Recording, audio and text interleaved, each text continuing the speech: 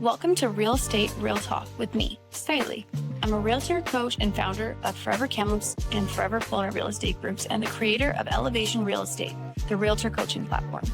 After nearly a decade in this industry, I've built a business that gives me more freedom, more income, and more time with the people I love. And now I'm here to help other realtors do the same. This podcast is for agents who want to build a thriving real estate business without burning out. We talk about scaling smart and building systems so you can buy back your life, because life shouldn't feel like all work and no play. And if you're a buyer or seller tuning in, consider this your backstage pass. You'll hear unfiltered conversations with top agents and industry pros, giving you the same insights we share behind closed doors. Knowledge is power, and the more you know, the better you can advocate for yourself and work with someone who truly has your back. Let's get real. Today, I'm sitting down with Sam Belete, and he is going to chat with us about so many different aspects of real estate, especially worldwide. He is currently located in Kelowna and is working with Royal LePage. Let's get into it. Okay, today we are with Sam Belete, and you, my friend, have a extensive real estate knowledge for multiple parts of the world. So this is going to be a really fun conversation, and I'm excited to hear all your experiences of being in real estate for the last 19 years, which is a good chunk of time, your experiences across different parts of the world and how that plays into your business here in Kelowna, because you've been in Kelowna since 2019, I believe you said. So yeah, right. Thank you so much for being here today. I'm excited to hear all about your business and kind of what your passions are. If you can give me a little bit of background as to how you experienced real estate in, I think it was South Africa, and then you said, I'm going to pronounce it Namibia. Yeah. Namibia. Perfect. Yeah. How is real estate in other parts of the world? I love learning about this. I can tell you British Columbia has one of the most regulated real estate industry in the world. Wow. Even in Canada, like everything is over-regulated. So having practiced real estate in Namibia and in South Africa, when I came to Canada and I had to take the course, I was like, wow, why do I have to take the course? I've been in the industry for so many years. But now I understand it is a very over-regulated industry. And at the beginning, I really had a hard time and I didn't understand a lot of the processes. But now that I'm used to this system, I wouldn't do it any otherwise.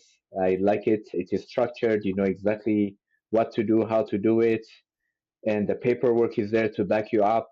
So I actually like the bureaucracy now.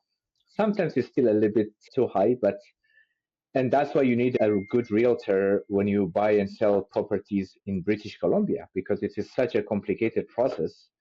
People think they can do it on their own, but you really can't. And if you do, you're going to make mistakes that's going to cost you a lot of money, which at the end of the day, you're not going to save that real estate agency commission.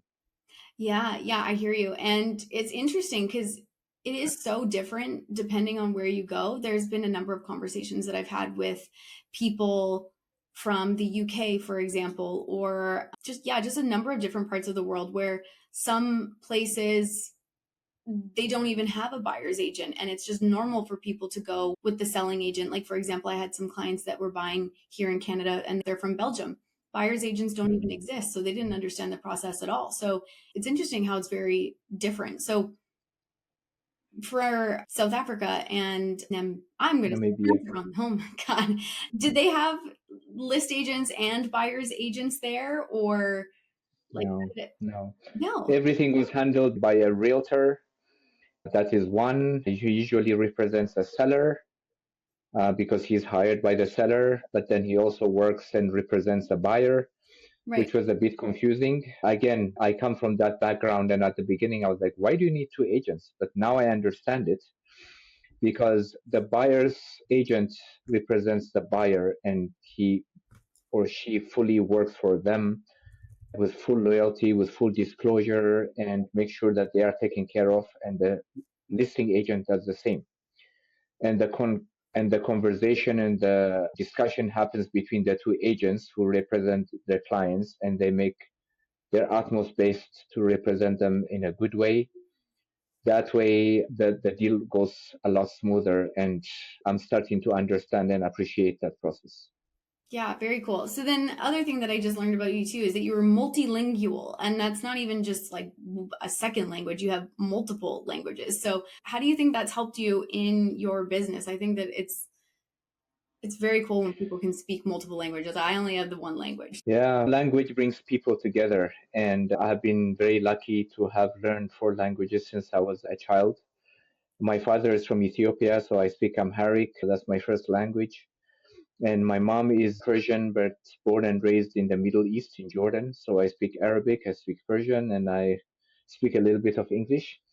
But yeah, so because of this language, I can relate to people, can relate to me when you speak to people in their own language, in their mother tongue.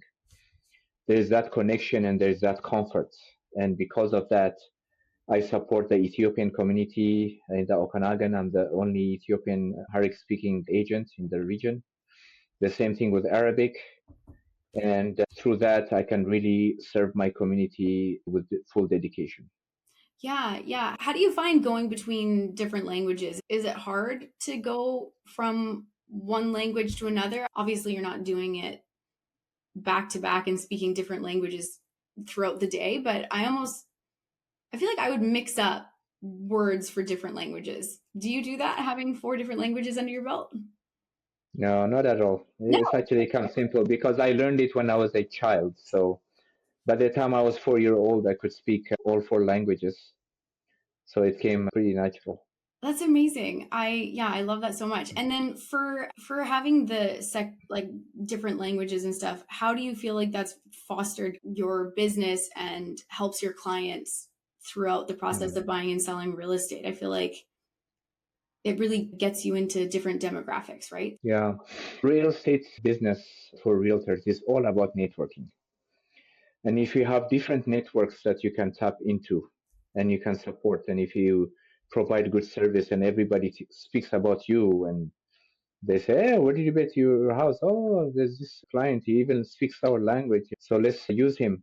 That becomes automatic and easy. And because of that, actually, me speaking 4 language has really helped me greatly and helped me tap into the different communities in the Okanagan. And yeah, because of that, I've been successful. Yeah, it's very diverse. And I think that it's actually really great for having the multiple languages, not even just to be able to get into the networks and different demographics of people, but a little backstory. I actually had a client and she was from Japan. And I remember trying to connect with her and help her through the process. And even if you are talking about real estate with somebody who speaks like your native language, some of the concepts are hard to explain even in your own language because there's so much law around it and why things are the way that they are. And so for me, I remember it being really hard. And for her, probably feeling it was really difficult too to understand kind of the ins and outs of buying and selling real estate when I didn't speak her first language. So I think even just from a client standpoint and making sure that people are being well taken care of, the fact that you can speak multiple languages obviously Mhm. helps make sure that they are well taken care of, which is the point of having a realtor, right? Absolutely. And that also builds trust. Trust is everything because you are buying a very big investment and you don't just want to hire somebody that you don't know, somebody you don't trust. So that relationship, that trust is very important. And language, of course, adds that trust. Yeah. And then how do you feel that working with different demographics and communities and different cultures like affect the decisions and negotiations? Do you think that it makes a difference for people or Absolutely. Absolutely. And look, different cultures do business differently. And then we are all immigrants at one point in time who have come to Canada, and you have an agent who is from a certain culture. You have a seller, a buyer who is from a different culture. So trying to make a deal with getting 4 parties together is actually not a very easy thing. But Mhm. if you understand, if you have the exposure, like for myself, like I have lived in 8 different countries and I've traveled to 43 different countries. So I can relate to a lot of people from different culture, different backgrounds. So I try to understand that person. Listening is a very important aspect of our job. I have to listen to what my buyer wants, what my seller wants, and how he wants to do business. So we just sit down and chat, and I say, okay, this person likes to do things this way, and I have to adjust the way I do things to his or her style so that I can serve them better. Yeah. And that requires a lot of patience, a lot of time, a lot of exposure, and a lot of dedication. And thanks God I have that. Yeah, you said something and it reminds me of like the 80-20 rule, right? Like we need to pivot 80% to our clients 20. Yeah. And that comes in like the form of communication that they prefer, that comes in the form of negotiation that they prefer. We as advisors, sometimes I think we can get stuck in our ways when in reality our clients are the ones that we need to pivot to. So I love that you're saying you're like I have to adjust based off of like their culture. So is there any advice that you can give realtors on one level of working with people from different demographics and cultures for pivoting? Is there like a general rule of thumb for the way to handle different clients and what they will prefer for Yeah. like listings and communication and like all of that kind of stuff? Because there is for um like age demographics, right? So if you're a millennial, you're going to want to have a different communication style. Usually, obviously, you're still going to ask, you're not just going to assume, but yeah, I feel like generally there's some general rule of thumb. So do you have any advice for realtors? Yeah, like we are in the people's business. And people's business means you have to be really patient. You have to spend a lot of time with your client, whether it's a buyer or a seller. And you have to listen very carefully because when people talk, there are certain things that they speak to you, but there are certain things also that is hidden. You should be able to know what that communication is. Like there's the body language, there are certain things they mention in the background, which actually is like a very pivotal information. And you have to really listen to them and be patient, put your cell phone off, just be there 120%, because through that interaction, you know exactly how your client wants to communicate, what they like, what they don't like, and you conduct your business according to that, really. And communication also is very important. There's a lot of criticism of some agents not communicating, not getting back to their clients, not giving feedback. For example, every single one of my listings, when I have a showing, I give feedback to the client. Yeah. And a lot of agents don't even ask that. But I feel I ask the buyer's agent to give me a feedback because that feedback helps them to see what's happening. For example, if they say, no, if the house was painted lighter color, we would like it better. Then I communicate that to my seller. Or if they don't like the price, I speak to them and say, hey, look, everybody likes the property, but the price is an issue. Then based on that, we can adjust it. But without a feedback, how do you navigate that process?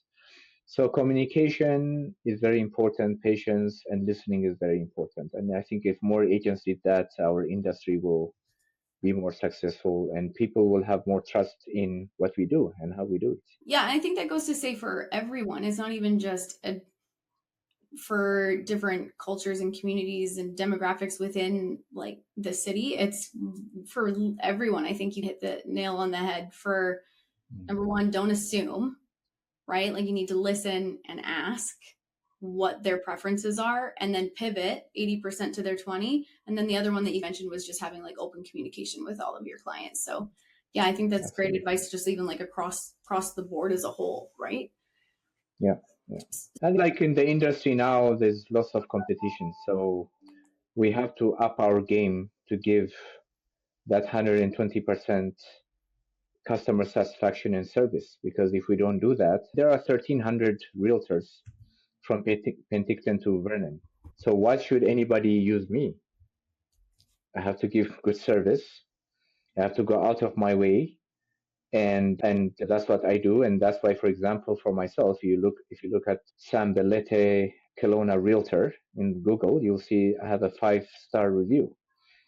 And every agent has to be like that, because we are dealing with a slow market, and we have to do even more now to sustain our business and to serve our community.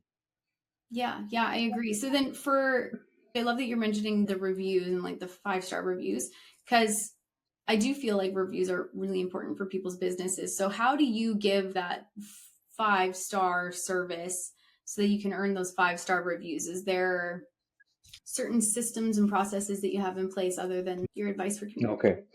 Yeah. So, for example, let's start with the sellers. With the sellers, like most agents, what they do is they just put the property on the MLS, and they just sit and wait for something to happen. But in my case, what I do is first of all, I study the market, and I have to price the property right. It can't be too high that nobody will be interested, and it can't also be too low. So I do a lot of research before I even have the first initial listing meeting. And then after that, I listen to my clients to see what price they are at and what they want to do, what they don't want to do. And if obviously, like most sellers, they want top dollar for their money. But if the price does not make sense, that's when I bring in the research I did. I say, look, in the area, this is what has sold, this is what is listed. And based on this, how much do you think your house is worth, and how much do you think we can list it? When the answer comes from the seller themselves, it makes a lot more sense, and then everybody is in the same line. So once you list it at the right price, then we look at the strategy. Okay, what angle are we going to use regarding this property? Is it a good investment property? Is it a lifestyle? Is it the view? And then we accentuate that. I come up with a write-up with my clients, because that way also they are involved and they know the property more than I am, more than I do. And then we list it. And once we list it, I don't just stop at listing it on the MLS. I put it on Facebook, I put it on Instagram, I put it on TikTok, and I put it on Castanet. I speak to all the agents that I know who might be interested in something like that. And on Facebook, I use about 23 different Facebook pages.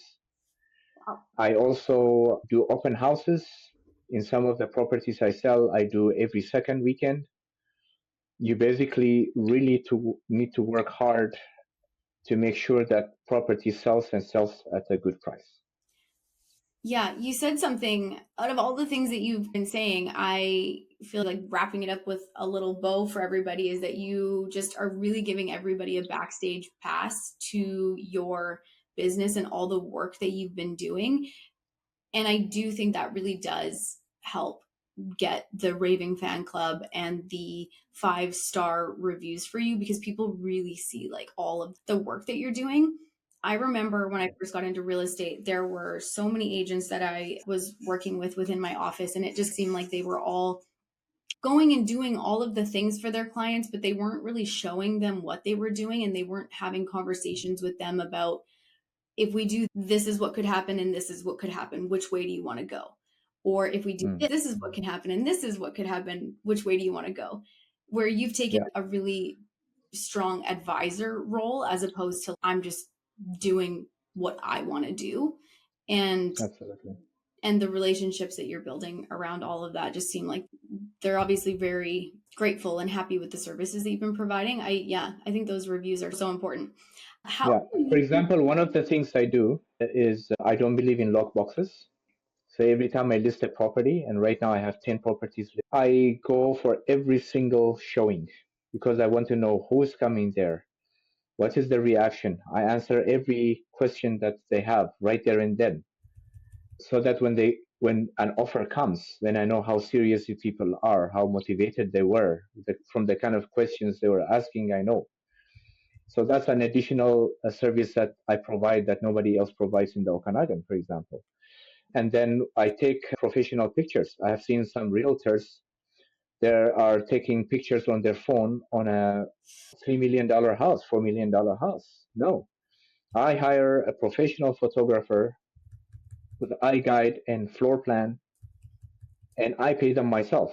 So if the listing doesn't sell, it comes out of my pocket. Like again, that's additional service that I provide that other agents not necessarily provide. And when I work with buyers, I really also go out of my way. First of all, I meet them face to face and I sit down with them at Starbucks, or they come to my office, or I even go to their house because I want to know what kind of house they are living in so I can understand what is their next house going to be looking like. I sit down and I talk to them. We talk about the weather. We talk about their passion. How many children do they have? Do they need a rental suite? Do they not need a rental suite? Like I study exactly what they're looking for. And based on that, I get working and I find them the right property from the MLS. And if there's nothing that is suitable for them, I don't stop there. I go under canceled listing, under expired listing. I have a network of a lot of off-market sellers and off-market buyers and agents who work in that off-market platform. I personally have a few off-market listings of my own that is under exclusive listing, and I also have a WhatsApp group and a Facebook group with agents that do that. And if we can't find our clients the property on MLS, then we go and we talk to each other and we become creative. And if I have to, I even go door knocking and find them the right property. But I don't give up until I find them the right property. Yeah, I think that's something that I have heard a lot of people complain about when it comes to their past experiences in real estate, because that's a question that I like to ask people too, is tell me about your past experiences. And it seems to be something that pops up a lot.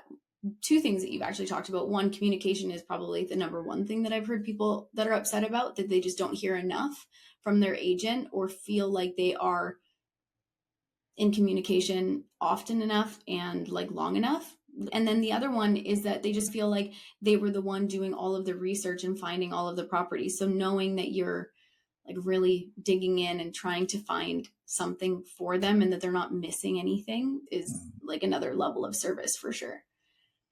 So then for after you've helped your clients, I'm assuming that you still have a nurture like relationship with them. Is there anything that you do with your clients to keep that relationship up after they've already purchased and moved from their home? Yeah. So basically, I have a monthly newsletter from our office that comes in, and I send that to my clients so that they are aware of what the market is doing. Did they buy right? Did they sell right? And whenever there is a interesting statistics or an article regarding real estate, I send it to them and we get in touch through that. And a lot of my clients actually end up being my friends. And I can say that I have lots of friends in this town because of the people that I served. And sometimes I get invited even to birthday parties of some of my clients, or whenever there's an event, I invite them, they invite me. So I have this good relationship. I love that. I actually get invited to birthday parties and stuff all the time too. And I always believe that we're in a relationship business, not a transactional one. So I do really lean into all the connections that I've made. And like I do genuinely care about all of them. And it sounds like you do too. I wanted to switch gears a little bit because we talked about this, and I'm curious to know your perspective on kind of what's happening in the commercial space of real estate, since you said that you were doing quite a bit of commercial right now. So tell me what part of commercial you feel is most active right now, especially like here in the Okanagan. There's two aspects. The first one is there are a lot of people who are looking for investment property, and some of them are not necessarily looking for residential property because of the Residential Tenancy Act is making it complicated for investors to buy properties for rental for individuals. So a lot of them are opting for a commercial property that they can rent, like a office building or office complex or a multifamily or a business property. So I help them buy it, and that's why they have less headache. And the other aspect is the buying and selling of businesses. Now, especially I work a lot with the restaurants, because to establish a restaurant from scratch, you have to rent a premises for 9 to 12 months. You are working on fitting it in, all the ducting, all the ventilation and everything. And then to get permission from the city, from interior health, is extremely difficult and complicated and frustrating process. So a lot of people, what they are doing now is they just buy an existing restaurant that already has the permit and everything, and they just change the name and change the menu and run with it. And there is that niche which I'm currently working. I have 3 restaurant listings currently, and I also have buyers in the industry. So I'm supporting them. And really buying and selling of businesses is becoming something important. There's lots of people moving to the Okanagan, moving to Kelowna, and not necessarily all of them have paid jobs. Some people want to go into business, and I help them to accomplish that goal. Yeah, I love that. And obviously, I think both you and I love business. We're in business. So when people are wanting to dive into growing their own business, I'm really excited for people to do that. Yeah. So for the restaurants, having those ones already established and you're just taking over something that's already kind of up and running. Yeah. That's And like, I have been in business myself. I started my first business when I was 12 years old. I have been in the IT industry. I have been in the tire industry. I've owned car washes. So when I help my clients buy and sell businesses, it's not based on theory and what I think is work. As a person who has been in business myself, I understand business. I have a bachelor's degree in economics from Simon Fraser University. So it's based on my experience that I have lots of, that I guide my buyers and my sellers in business transactions. Yeah, and I feel like Kelowna is just growing and growing. It's a great spot to be. People love it here. There's a lot of people coming and moving here, and yeah, there's a lot of great opportunities. So if anybody is listening to this and is looking at getting into running their own business, I feel like Absolutely. the Okanagan is a great spot for that. Absolutely. Lots of growth. So what's next for you? I feel like you've put on so many different hats then. I'm very passionate of what I do, so I'm going to stay in this market and this sector for a long time. And yeah, I'm just going to pursue whatever avenue. As a business person, you have to be flexible. The market directs you in what direction you can be. For example, I was doing 70% residential, 30% business the last 2-3 years. But now the residential market is a bit slow, and the business brokerage aspect is getting better. There's a few people who have a bit of money and they want to invest it. So then I changed gears and started supporting them. So whatever the market takes me, I'm willing to go. There's very few areas of real estate that I don't touch, but most of them I touch. And whenever the demand is in certain sector, I focus on certain things and make it happen. Because I had my own brokerage for 16 years. I was not only managing myself, but I had up to 14 agents at one point. Whatever deals they bring in, I have learned from it, and I'm able to replicate and support my clients. I love that you're talking about pivoting though, because there's so many people don't like change. People really don't like change. And I think that change is one of the things that is constant in life that we just have to get used to. So the fact that you're happy to pivot and just go where the economy takes you and go where kind of the wind takes you, I think is amazing. And that you will dial into whatever makes sense for you at the time. So I think it's a great way to be. I am so happy with our conversation today. I think that we talked about so many things that I have not had a chance to touch on yet in this podcast. And yeah, I just want to know if there's anything else that you think you would like people to dive into and learn about you, or different aspects of your business that you think that more agents would find benefit learning about. Yeah, I just want to express something that is in my heart. And that is the residential market has slowed down in 2025, especially since President Trump reigned in the States and he started talking about tariffs and things like that. And a lot of people are scared. And the year started very well. And then as soon as these talks happened, they retracted. So I really encourage, especially first-time buyers, if you have the opportunity, if you have your down payment, if you qualify, don't wait. There's nothing to wait for.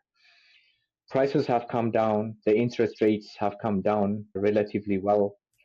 There's lots of stock in the market. Just go ahead and buy your property, because just because you are either paying the money to your landlord who is paying his own mortgage, or you are paying your own mortgage.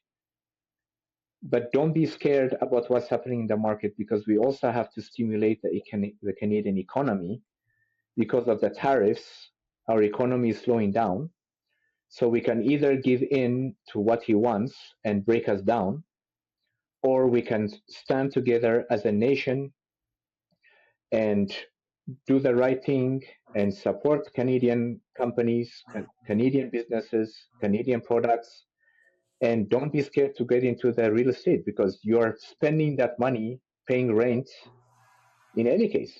So what's the difference whether you buying your own property and paying your own mortgage? Because at the end of the day, you benefit from that. Yeah. So Canadians, let's not be scared. Let's just forge ahead and build our economy and build each other. I love that. I think, yeah, no matter what happens in the world, we're always going to need housing. So you might as well put a roof over your head and put it into your own equity as opposed to someone else's. I definitely believe the same thing. Thank you so much for coming on today, Sam. And if anyone Thank you for having me. To reach out and touch base with you, you are on LinkedIn, and then you also are easily accessible if you Google your name. I will obviously have your name in the show notes, so anyone can Google that and find you on your website with your cell phone number and all the things. So thank you so much. Okay. Thank you for having me. I appreciate it. That's a wrap on this episode of Real Estate Real Talk. Whether you're an agent building your business or a buyer or seller trying to get the real story, thanks for being here. If this episode gave you clarity, confidence, or just something to talk about, I'd love for you to follow, rate, and share the show. It helps more people find these conversations. If you have questions or want to connect, head over to SkyleighMcCallum.com or come hang out with me on Instagram. Thanks for listening, and I hope you catch the next episode on Real Estate Real Talk.